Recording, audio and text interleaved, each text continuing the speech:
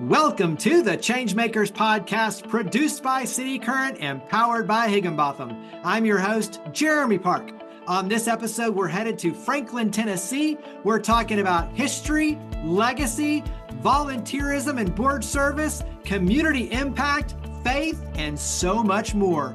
We're honored to have with us Alma Lee Alexander McLemore, Executive Director of the African American Heritage Society.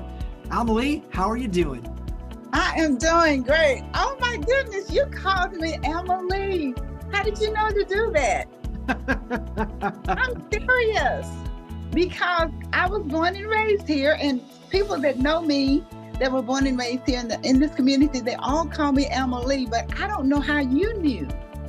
That's amazing. Just a little bit of, homework on the front end, but let's start because you are a native, which is a rare thing. When you talk about Nashville and Franklin, Tennessee, being a native and, tying back to a lot of really cool storylines, which we'll talk about. Let's start with a little bit of your childhood. So talk about growing up and being born and raised in Franklin, Tennessee. Okay. I have always loved living here. I will not ever move anywhere else. Yes, I was born here at Dr. Charles C. Johnson Hospital. He was an African-American doctor. I was born in his hospital, and I grew up in the city of Franklin. My parents, they lived on Boyd Mill Pike with my other siblings in I think a 3-room house with all of those children. I wasn't born till we got to what we call the, town. We call it in town because if you lived out there, that was kind of like the country those years ago. But I was born in the city. And life was good as far as I'm concerned because I didn't know any better, that it could be any better because it was good. I had good parents. That was a blessing. They taught me right and wrong. They taught me everything I know. They took me to church. I grew up in the church as a young girl. Well, ever since I was born, I went to Cumming Street Church of Christ, and now I'm a member of Folk Street, and I've been in the church ever since. And my mother always told me they took cabs to church. I mean, that's really wanting to go, isn't it? Because people live right next door to the church, and you can shake their hand, the next door neighbors from the church, and they don't go. But that's not, that's their choice. But we grew up in a family of people that were Christians, and they had the morals and the ethics to teach us to be good children, and that when you teach people to be good children, then you're going to become good adults. And they served. My mother always cared about people. My father, years ago, Jeremy, ministers got treated out to their the members of the church would take them, would invite them to their homes. Nowadays, people have to go out to eat, even ourselves, our church members, we all go out to eat together and everything. But it used to be years ago that people invited the ministers and their families to their homes. I don't know what has happened. We need to start that back because, that's a hard job. And to be able to go to someone's home and then prepare a wonderful home-cooked meal for you, as opposed to going to all of the restaurants on Sunday, they are packed with people. But that's what my parents did. They always cared about other people. They shared. So I got that spirit of giving and service from the way I grew up. Yeah. So And I carry that into kind of like you're talking about, when you talk about being able to serve dinner in the house, in the home, inviting the pastor to come over. What's another kind of fun family tradition or memory when you look back at some of the kind of the core foundational elements? What's another tradition that really stands out to you for you and your family? Well, we always got together all the time. We got together on Sundays. We had dinners. And even recently when we got into football and everything, we watched the sports together. My parents they weren't into football. That wasn't on our radar. But my children, when they grew up, they played sports. And then my husband, we watched NFL, and we were rivals with different teams. 3 of us were Cowboys and 3 were Steelers fans, and it was awesome. And then all of my siblings, we'd get together for holidays, Thanksgiving, Christmas, 4th of July, weekends. We all just got together and prepared meals. There was always food. Food just attracts people. There was always food. And we just had a lot of lot of fun growing up. When I was in short court, I, had a lot of neighborhood friends, and then even friends on West Main Street. One of my dear friends was, I'm African American. She was white, and we'd play together. We were up until like 12 years old. Then I started babysitting at 12 years old. But during that time and before then, I was at Cummings Street, and I grew up over there with my brothers and sisters. And I remember them finding those bullets and going to the car, taking those to the Carter House. We didn't even have any idea what the Carter House really meant, and didn't think about it until, years later for me. But my siblings, they never went to the Carter House. I'm the last one. I'm the matriarch of the family. I had 6 other siblings. But now I'm involved in the history and the significance of telling the fuller story. But growing up, that was not on our radar. We were trying to survive. We didn't miss meals. Our parents made sure we had meals. And I just feel so grateful to them. I saw a picture of my younger brother, first grade picture someone sent me. And I guess the kids always try to look their best on picture day. And Jeremy, I was so moved when I got that picture sent to me. My brother is since passed, but he was so happy and smiling and looked like he had on a brand new shirt. And for him to have a brand new shirt on, that had to be a really special thing that my mother and father went out and got for him to have for picture day. So those little things, and this just happened last week. So you can imagine my joy in seeing that. And he was really, really smiling, really big. My siblings that lived on Boyd Mill told me about all the fun they had, even though my dad and mom were sharecropping and they lived in this house. They had all the food they needed, vegetables and fruits. And they told me they'd be excited. They say, oh, we had all kinds of pear trees, big old peaches. They would do this to me. Big old peaches and pears and plums and blackberries and all the vegetables. We had good food, probably better than I'm eating now, because we have choices now, but we don't make all those good choices many times. But yeah, I had a good time growing up here in Franklin, Tennessee. I had Black and white friends during school. I went to an all Black school, 1st through 8th grade, and then 9th and 10th, I went to Natchez High School, and then 11th, the schools were integrated, and I went to Franklin High School and graduated there. So all during my life here, it's been good. I have no complaints. I had the main foundation because my parents had God and had the church. So when you have the that type of atmosphere and environment when you grow up, I mean, it's kind of hard to go wrong. So that's a blessing. Absolutely. When you transitioned to Franklin High School, and as you mentioned, you had friends, Black and white. And so when you transitioned over, what's something that kind of stands out to you as an experience that, whether it's a friendship formed, what was that like, kind of integrating in with Franklin High School and then being a graduate, obviously, 1969? It wasn't really that hard for me. But some of my classmates will tell a different story. And it's unfortunate that everybody didn't have the same experiences, but my experience wasn't that bad, except there's one thing. When I graduated, I went from Natchez to Franklin High School, and I was in the top 25% of my class. And I felt like if I had known, or if a guidance counselor had talked to me and said, you can do this, you can apply for a scholarship or whatever.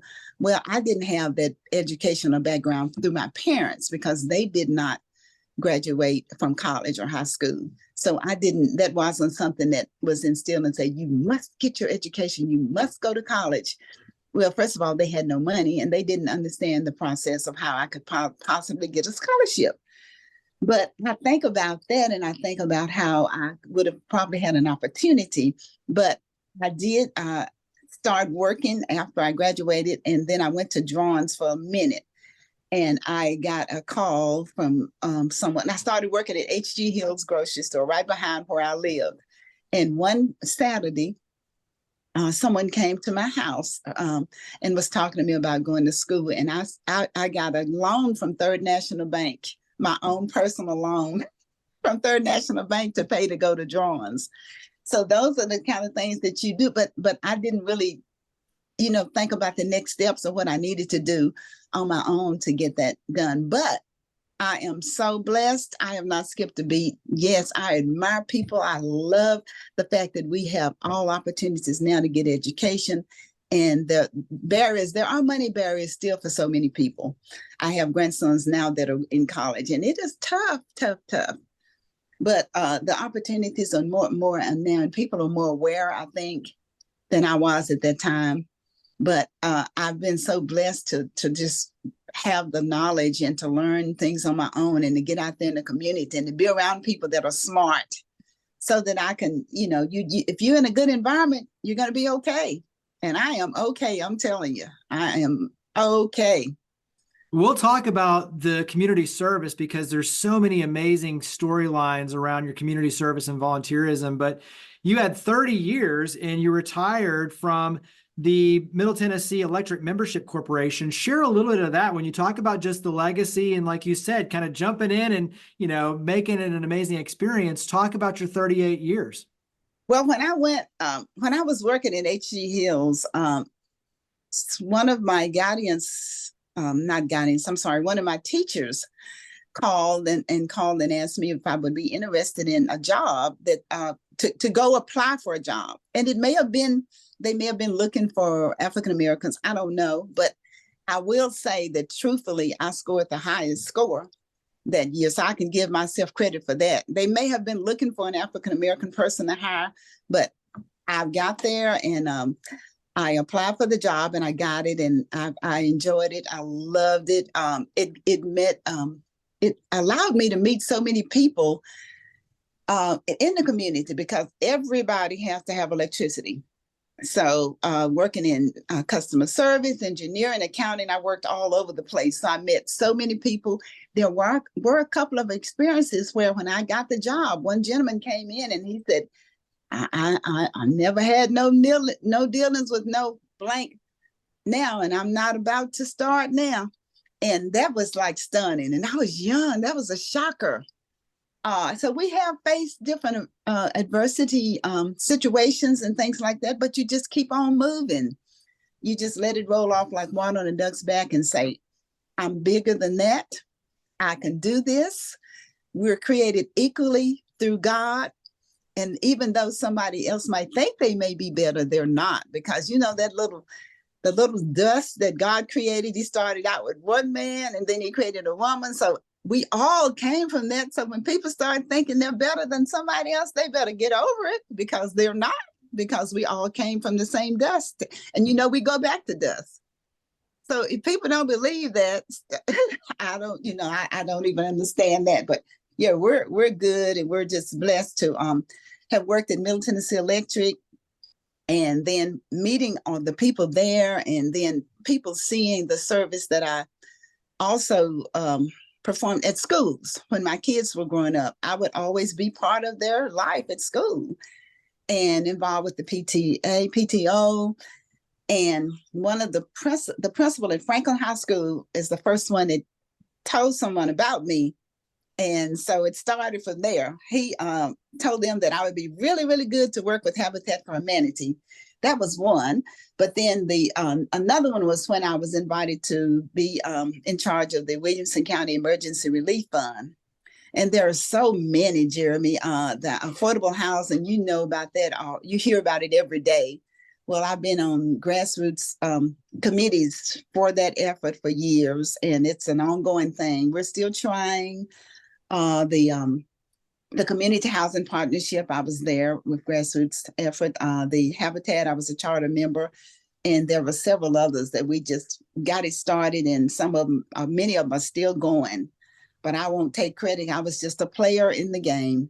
I was just part of the efforts, and there have been so many things in the community that have been created and generated for the overall good of the community. And I just love the efforts and the opportunities that people have in this community to make a difference.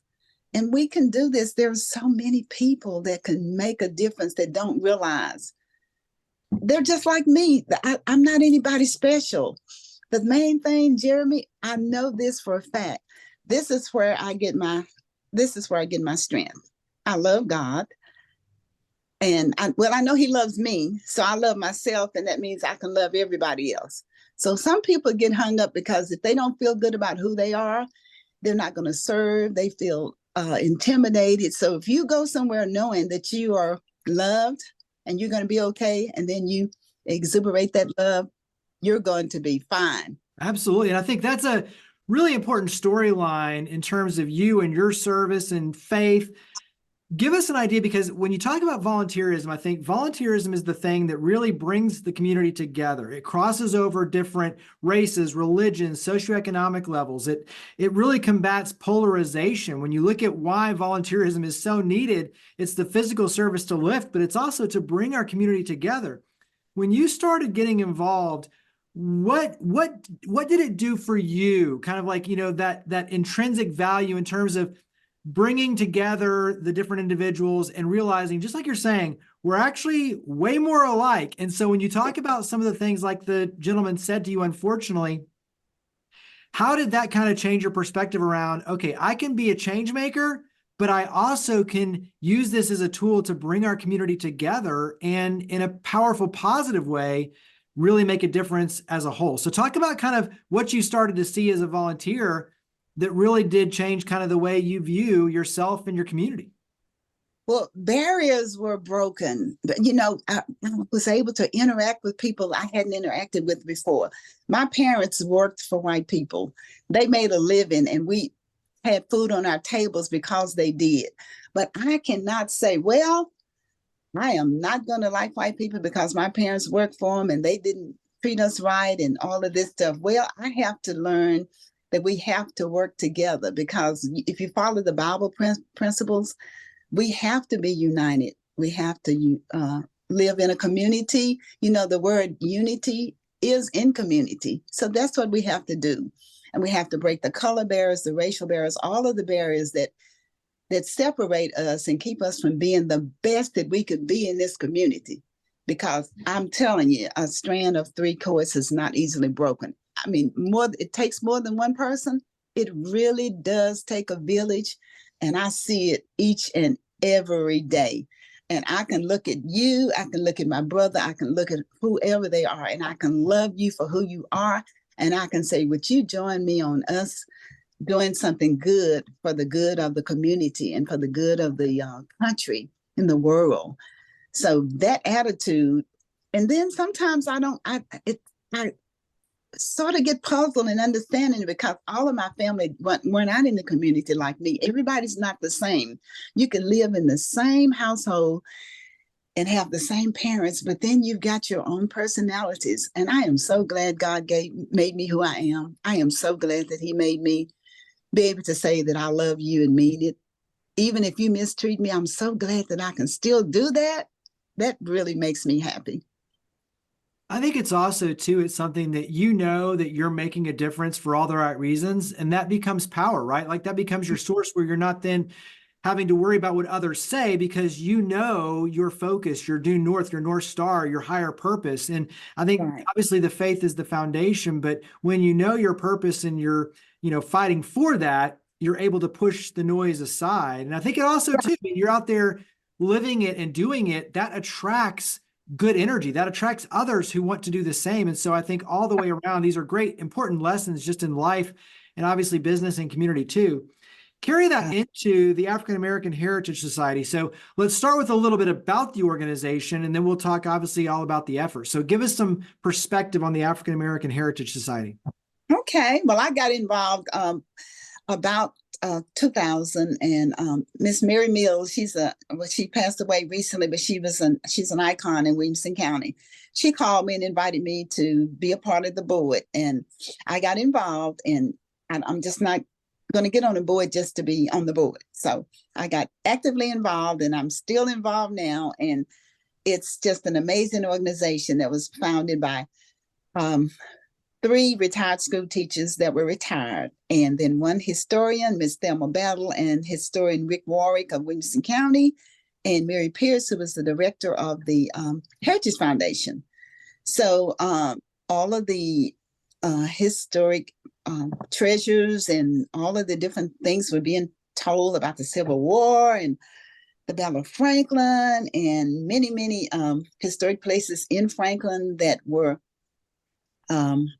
treasures were being shared and being researched. If it was, it wasn't African-American history that was being told. So they got together and said, we got to fix this.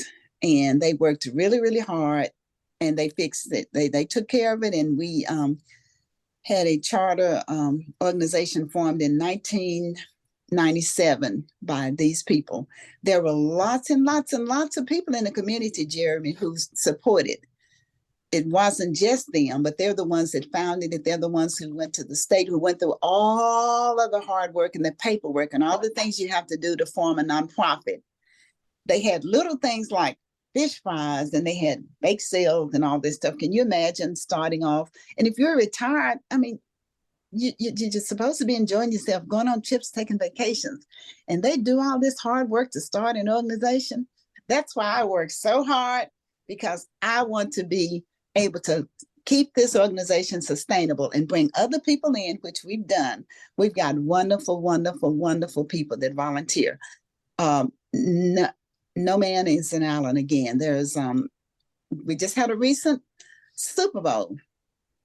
I'm telling you, Holmes is awesome, but there's no way that he would be out on that field by himself and win that Super Bowl, can he? We gotta have other people. We got to have people around us, surrounding us, that really care about the mission and the purpose. And that's what we do with the organization. We've got some wonderful volunteers now. We've got wonderful sponsors. And because of these people that founded it, we have the McLemore House Museum. And I think I brought it up before, but Harvey McLemore was a formerly enslaved person in Williamson County who built his home in 1880, and the family lived in the home for 117 years before it got in such bad and deplorable condition that it had to be condemned. And that's when Habitat for Humanity, I was on the board then, they bought the property. They were going to tear it down and build a Habitat home, which is a good effort as well. But when we found out that it was historic, we had to save that home. And Habitat was so gracious to allow the Heritage Foundation to purchase it. And they even helped. They purchased a roof, put a roof on the house, and they also built a house behind the McLemore house. So just collaborative efforts. They got it. They let us have it. Actually, the Heritage Foundation is who bought it. They had the money. So they bought it and deeded it to us for $1. But it still needed to be restored. So these teachers went to the bank and signed their homes, a mortgage. They signed off on their homes to get a loan to renovate that house. Now that's saying something, isn't it? That's care and concern and love for your community and love for a purpose. To me, I mean, that like when you tell kind of these stories, just the personal dedication and sacrifice to be able to make this happen, I think, with the higher purpose of community and legacy and knowledge, obviously, is a really important storyline. And then we have the Mayor Williams house. That was a recently acquired property in 2021. And I've probably told you that story before.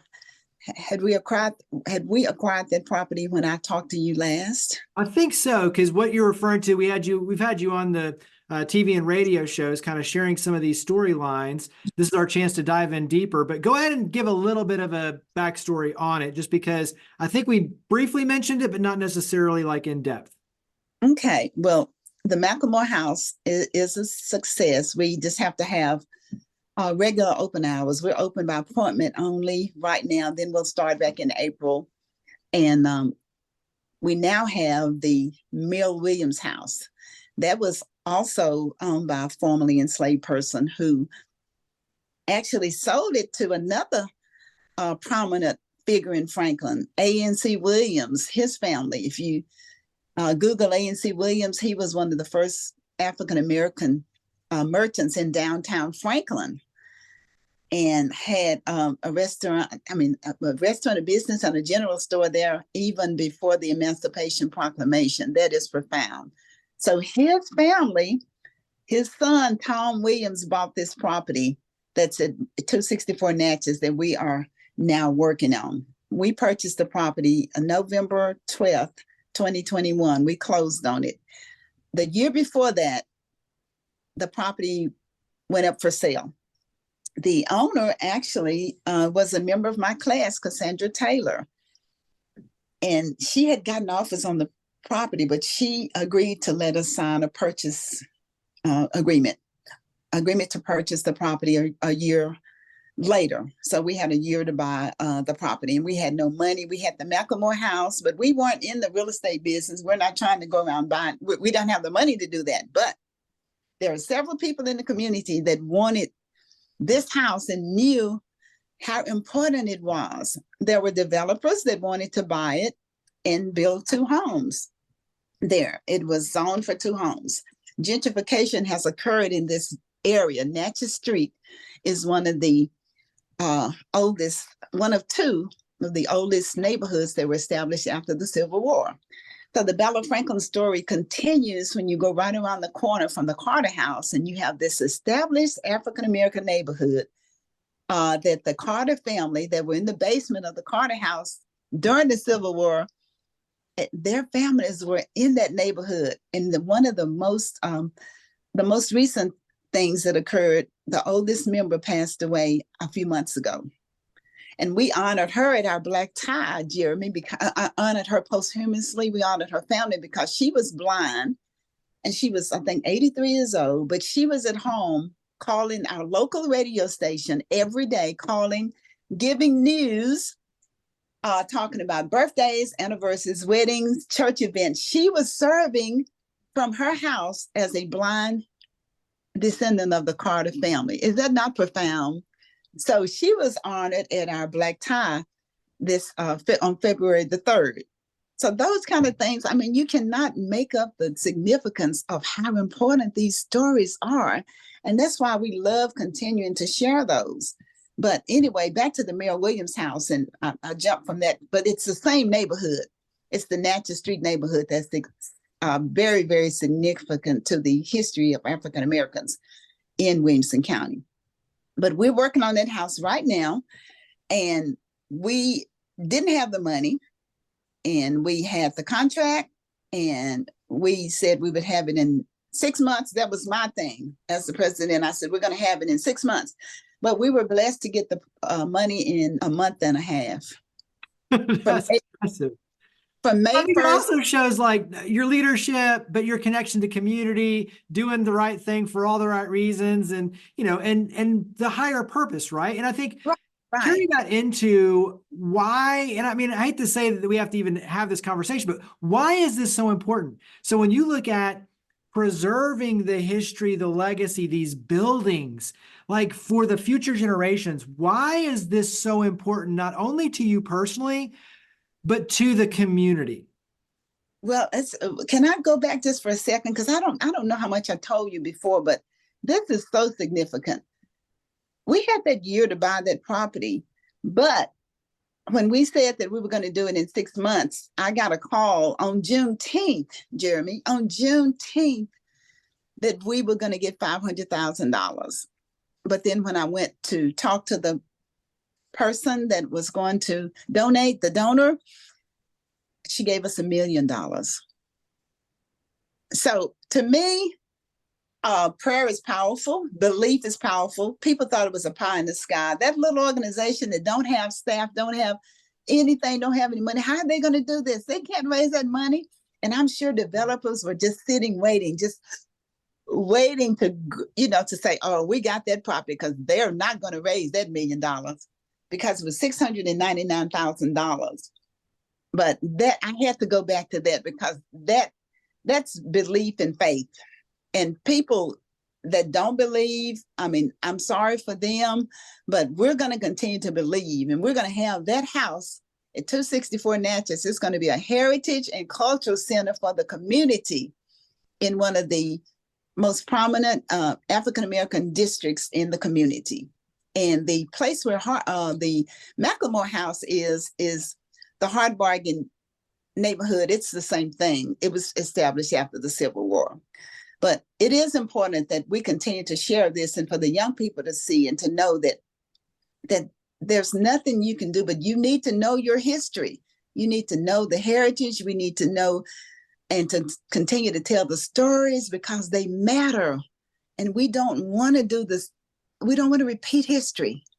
We don't want to.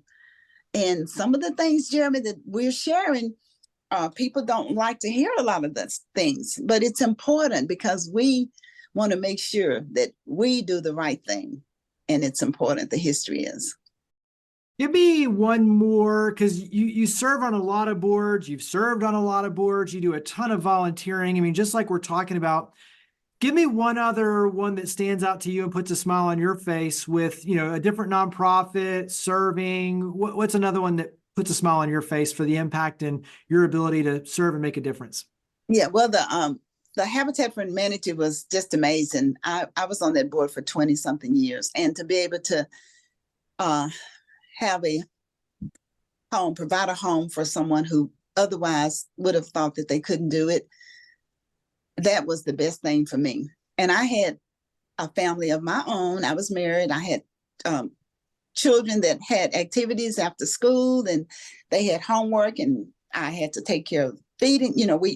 I was a married person, but I was still able to go to the homes after I got off from work and talk to families, potential families, and give them hope. And they will tell you today that they remember that and they're grateful. And to see their smiles when they get their home and get the keys, that's a biggie. And also Recovery Court, when I was involved with the 21st District Recovery Court. And that is also something that is really dear to my heart, because when you see people that have addictions, I mean, we're all addicted. I mean, I like to eat. I mean, I wish I could stop eating sweets. I love them, but I don't judge people because they have that. And if we're able to help them and they're able to get out of that mode and be able to change their lives and change their families' lives, that's another one. But there are so many that are wonderful, wonderful. I could talk all day about the things that I've been involved in, and I continue to enjoy all of the things that are done in this community for everybody. I mean, there for so many people that are needy, because we live in one of the wealthiest places in Williamson County. People think it's like the land flowing with milk and honey, but there are a lot of people who don't have no milk and no honey. Well, and I would save this for later in terms of a quote that inspires you, but I know this one inspires you, and I want you to kind of elaborate on it because I think it ties into what we're talking about. And the quote is, "Be careful how you live. You may be the only Bible that some person ever reads." Talk about how that inspires you, because I think everything you're talking about in terms of doing the right things, treating people, putting the good energy in, like you mentioned the homeowner, remembering how you made them feel, like all of that ties into this higher purpose. So talk about kind of how that permeates your life and your walk. Well, I think about that all the time because people do come to me and say, I saw your smile a mile away. And that almost makes me tearful, because they see me smiling from far away and they come up and say hi. That is just, and if you're smiling from within. It's not a fakey smile. It's the real deal. And if I guess people would have different emotions if they frown, but if you smile, you're happy. So when people say that, and then you're doing things not for show, like right now I'm talking to you, this is not this is not in my wheelhouse. This is not my preference. But if I can make a difference, if I can tell somebody, it's so much easier to love than to hate. It's so much easier to go and pick up some things and take to somebody as it is to, I can go shopping and spend money on me, but I'd like to do something for somebody else. I feel good about that. And to me, that's what the Bible speaks about. we have to love ourselves and take care of ourselves, but at the same time, we can do so much good in the community. And people are looking at us each and every day. And if we could proclaim to be somebody, I don't have to put a sign out in front of me, Jeremy, and say, I'm a Christian, I'm a Christian, I'm a Christian. If I am not living the life, if I'm not walking the walk, I can talk the talk all day long. And I don't have to tell you anything about who I am. You need to see it. You need to see the light. You know, the Bible talks about a light that sitteth up on a hill cannot be hid.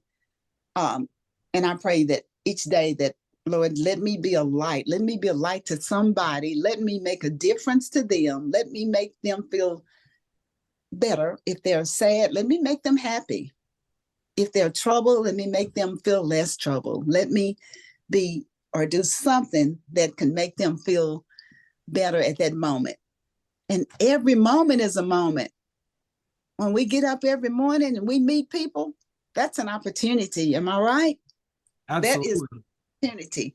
And I just feel like I study and I read inspirational stuff. And I feel like that if some people don't, if they look at you and they may ask you a question, or they may tell you, you know what, thank you for saying something to me. You saved my life. I will tell you this seriously, since you asked me that question. I was at my church one day and got out of my car at the parking lot and I saw this young man and I went over to him and said hi to him and everything. And he looked a little troubled and I said, I told him who I was and I said, well, let me get your picture. Because I got this little journal thing that I do. I don't pass it. I mean, I don't get on Facebook and show all these pictures, but like if I meet somebody, I'll say, well, let me get your picture and my name is blah, blah, blah. And so later on, a few months later, he came to church and he said, you saved me that day. He said, you don't know what I was about to do. I am serious. He said that to me. So we never know. He was a stranger. I didn't know him, but I wanted him to feel valuable. Because we can walk down the street with the man that may have a little alcohol or whatever, but then we can go to the White House and you know, we can interact with everybody. We don't have to have little I's and big U's and all this. So that's my thing. That's what I live by that caring for everybody, not looking down on other people and not looking up to people. I'll look up to God. I'm not going to look up to all these people that everybody, you know, they can get all the likes in the world, you know, and I don't have to. I do have a problem with people admonishing everybody over God, and that's their business. I'm sorry. I'm really getting in other people's lives now. But when you esteem everybody and you got to have everything they have and you think that they hung the moon and, but you don't even know a higher, you know, you don't know about anything about God. It baffles me, but that's just me. And I love people. I'm not going to judge them, but I just think that if we could all give God the glory, then we would be really, really in better shape than we are now in our country, because we've got some things we have to keep working on. But guess who it starts with? The girl in the mirror. It starts with me. I can't judge Jeremy. If I don't have my act in order, I sure can't judge you and tell you how to live. So it starts with me each morning. We'll carry that into, especially for our youth, because just like you're talking about, people are dealing with a lot. And when you talk about, you know, finding themselves, looking yourself in the mirror, finding the confidence, the higher purpose, not judging people and knowing yourself better, finding happiness, being able to smile. What advice would you give, especially for our youth, but what advice would you give for them to live a more meaningful and impactful life? Just to love themselves and to know that they matter. If they just only know that they matter, they don't have to look at their fellow classmate or fellow person. If they got a little bit more money or live in a more finer home or more popular, if they could just know that they matter individually, we wouldn't have a lot of the things that we have now. And then, you know, social media makes it a lot worse because the kids look and they see, well, my parents are doing this and my parents are doing it, and they won't even talk about their parents because they have like a level of shame. But you gotta love yourself. That's the answer. But how do we get people except for to just encourage them, keep talking and say, love yourself.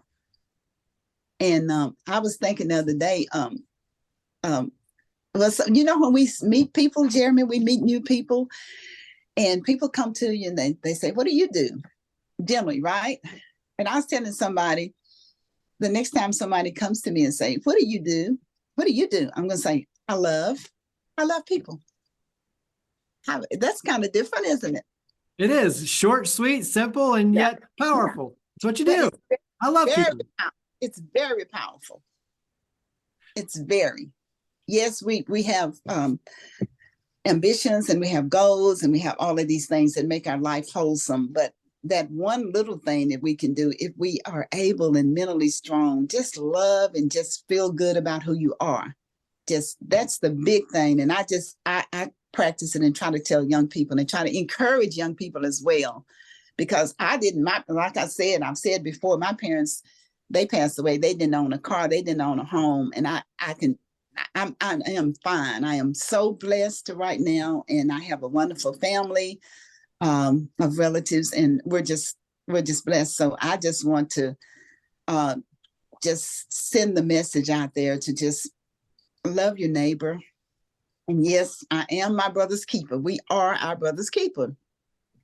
And if we realize that and remember the greatest commandment of all is to love the Lord your God with all your heart, love your neighbor as yourself. That's it, But all of these things stem from in here. Yeah, absolutely. Well, let's switch over. We'll do a lightning round to kind of wrap up. So short questions, short answers, just having some fun, getting to know you better. What do you like to do to relax? I like to go to the movies. I like to read. I like to travel. I'm way behind on traveling. I may have mentioned that before. I am way behind. I used to travel a lot, and then I got really, really, really involved with the African American Heritage Society, but I'm not mad about it. I'm fine. I will get back to that point if God allows that. I love going on cruises. I love taking trips. I love interacting with people. I love meeting new people and hanging out with friends and being with my family. Church, of course. Church for God, family, church, community, in that order. God, family, church, community. So when you have visitors come to Franklin, come to your area, where do you like to take them? So give us some of your go-to spots. The place just closed up, and I love Izzy's. It just closed up, and it was a nice little place. And I will tell them about the different places. We have the African American Heritage Society, the museum, and then we have the Tucson Overture Cemetery, and there are a lot of African American spots that they can go to.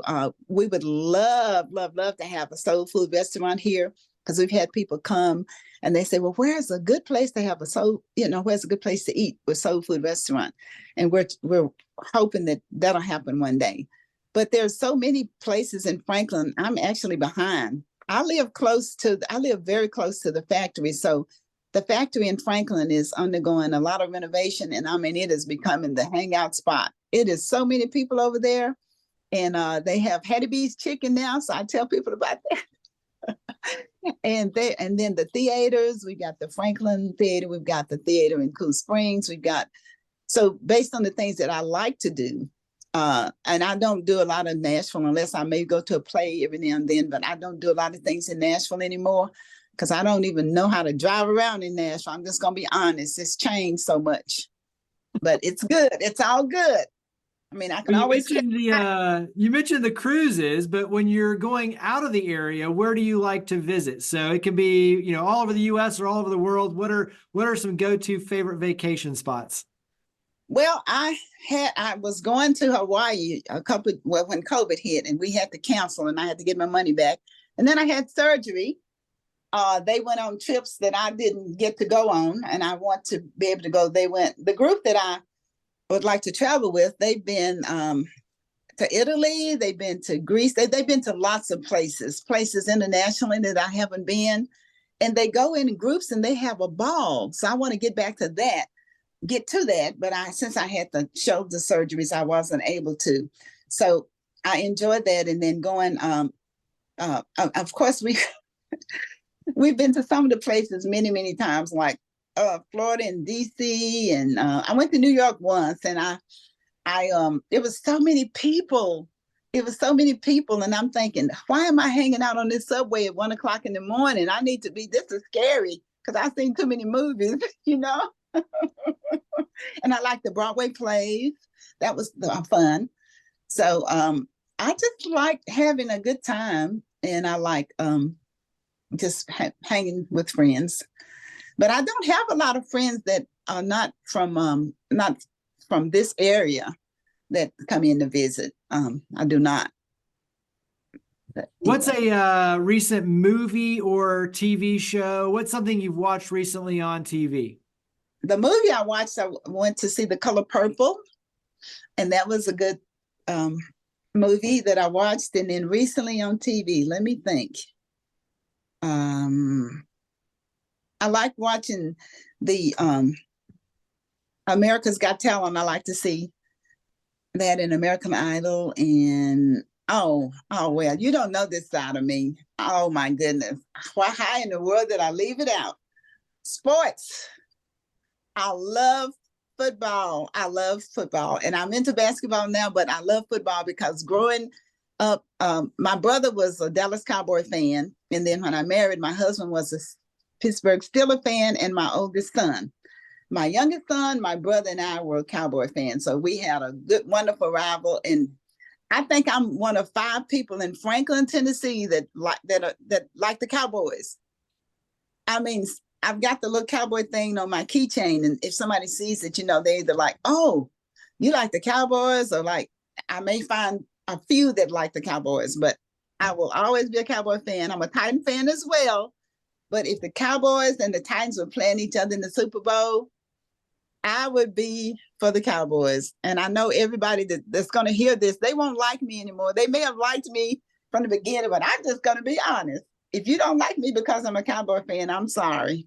Hey, I like you because you're a Cowboys fan. So I grew up in, Dallas-Fort Worth area. We used to go to all the Cowboys games, and that's something that, very similar. Like when you look at like my bond with my father and like my younger brother, we grew up watching all the Cowboys games, and that was a special moment in memory for us, going to the games, watching the games, every single one. And it's like, I'm with you on that. I'm a Cowboys fan as well. So, so you got me.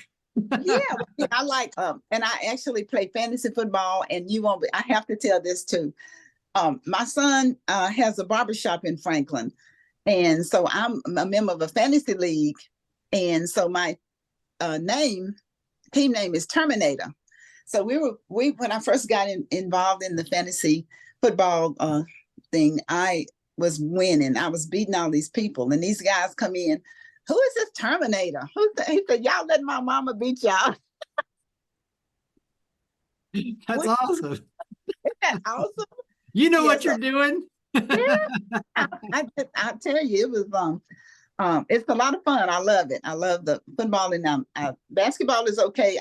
I got into it when Steph Curry got involved. I'd hear them talk about the teams, and I would get the names mixed up, and my kid, they would laugh at me because I was calling Draymond Green, Traymond Green, and all of this stuff. But we're into basketball. I like college basketball, college football, and baseball. My kids played all those sports, so I was, into those. But yeah, I am into the NFL. I love it. Well, give me we talked about one of them, but give me a quote that inspires you, and you don't have to get it verbatim, but what's a quote or a saying that inspires you? I can do all things through Christ who strengthens me. That's one that I think about. And then I put some in my little journal thing every day, Jeremy, and then I'll put a little song in there and a little scripture. And I like the one that Martin Luther King always said, that I choose love because hate is too great a burden to bear. I like that one so well. I like I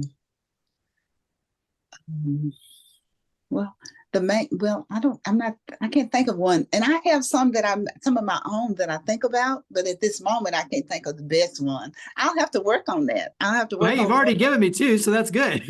Yeah. You're creating your legacy every single day. And obviously, you've still got many, many, many, many, many years to go. But when you look at all you've done already, being able to make such a huge difference in the lives of so many others and pouring into the community in so many different ways.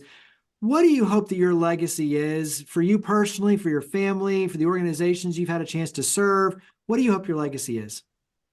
I'm hoping that people will learn. I hope that in our community and beyond, that people will just learn to love one another. And I can continue to be an example. I want to be an example. If somebody comes to me and talks about something in a negative light, I want to be able to tell them to take the high road, and also, and it's going to be okay. We're going to solve this. It's all right. Always, always, always. I'm like Michelle Obama, take the high road. And I believe that. I believe it even before she said it. I'm in totally agreement with her.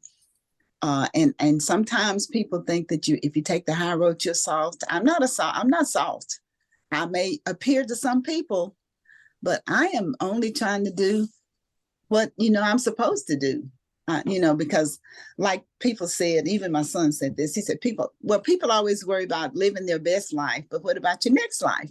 And a lot of people don't believe in it, believe that anyway. But yes, we can live our best lives, but we still have to learn to really, really love one another. And that's my thing. I want to be able for people to know that I tried really hard each and every day,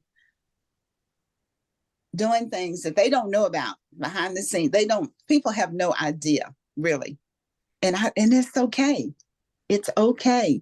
But if there can be a print to show something that was done to make life better in this community, because Miss Mary Mills and all of the founders, Miss Thelma Battle, Zelia Harris, Louise Patton, Mary Pierce, Rick Warwick, they were the ones that actually built the foundation. And I'm standing on their shoulders. They're the cornerstone. And through the grace of God, we're still thriving and doing well. But when I think about what they did, that makes me continue to want to work harder, because I'm working, and then somebody else is going to look and say, maybe, Miss Alma may have struggled, but can do the same thing, because this legacy, this historic preservation, sharing African-American stories and helping people to get homes and helping people to have a better life and encouraging people. That's what I want to be known for. Where do we go to carry this conversation forward? Where do we go to follow you? Where do we go to learn more about the African American Heritage Society? So website, social media, where would you direct us to go to learn more and get involved? The house that we're working on right now, the 264 Natchez, oh my goodness, Jeremy, it is unbelievable. The surprises that we have found, because the house is so old. We really, really, really would love donations, love. And we are just finding so many things that it's so old, you just don't know what you're going to find behind the walls and the issues. And we have to be in compliance with the city. We want this place to be safe. We want people to come and be able to see something that belonged to the property was Civil War battlefield property as well. So it's a big deal. So we need some big monies to take care of this big deal. But anyway, the website is aahswc.org. And if you want to make donations, you can make them to the African American Heritage Society, P.O. Box 1053, Franklin, Tennessee, 37065. And I hope that just like you're saying, that people reach out, make the donations, get involved. I think the work you're doing obviously is monumentally important. And this is an easy ask for others, all around the world who follow the podcast, listen to the podcast, watch the video, for them to get involved. And especially after hearing your personal story and, all the impact points, I think it's really tremendously important. So Alma Lee, thank you for all you do. Thank you for being a change maker. Thank you for coming on the podcast. Can I tell you something funny? Can I tell you something? Sometimes they ask, people ask different questions and say, what is one of the most unusual things you ever did? Did I tell you that one time I put a boa constrictor around my neck? And you're still alive to tell about it. Yes. You probably weren't born. You probably never heard of the guy, Jake the Snake. Yeah. It was a wrestler. He was a wrestler, and he would wrestle, and he'd have this boa constrictor or whatever. Well, one day I was at work at Middle Tennessee Electric, and Walmart was featuring Jake the Snake. And I went up there and I let him put that boa constrictor around my neck. And then what's so crazy, a friend of mine walked through the door and I made her I said, come on over here and do this. And right now she's wondering how in the world she did it. And her eyes was like big as I don't know what. She was scared to death. But anyway, I just wanted to tell you that. I want to tell you that one unusual, crazy thing that I did in my life. And that was, and I'm still alive. I'm still alive to tell it. I love it. Well, see, that's the whole thing, though, is that this gives people a glimpse into your world, and it also, too, becomes a chance to have a lot more deeper conversations on stories just like that. So, oh, I have a lot of them. I have a lot of them, I tell you. But I never think about. I just share. I never think about a legacy really or any of that. I just do, and I never thought that this would be happening. I never thought of any of this. We're just saving places that matter, and we're trying to continue to save lives and bring people to Christ and all of these things. And you never think about being in any limelight. You just don't. Well, but that's what makes you a change maker. So, Alma Lee, Alexander McLemore, thank you for being a change maker. Thank you for coming on the show. Thank you so much. Thank you. Have a good day. Bye. Higginbotham Insurance and Financial Services is proud to power the ChangeMakers podcast. We're a people-first company that protects what matters most, the families, businesses, and trailblazers that keep our community going. As one of the nation's top independent insurance firms, Higginbotham is a single-source solution for business insurance, employee benefits, HR services, and personal insurance that's customized for you. We're here to serve you, the people you care about, and your community. Call 866-377-1959 or visit higginbotham.com.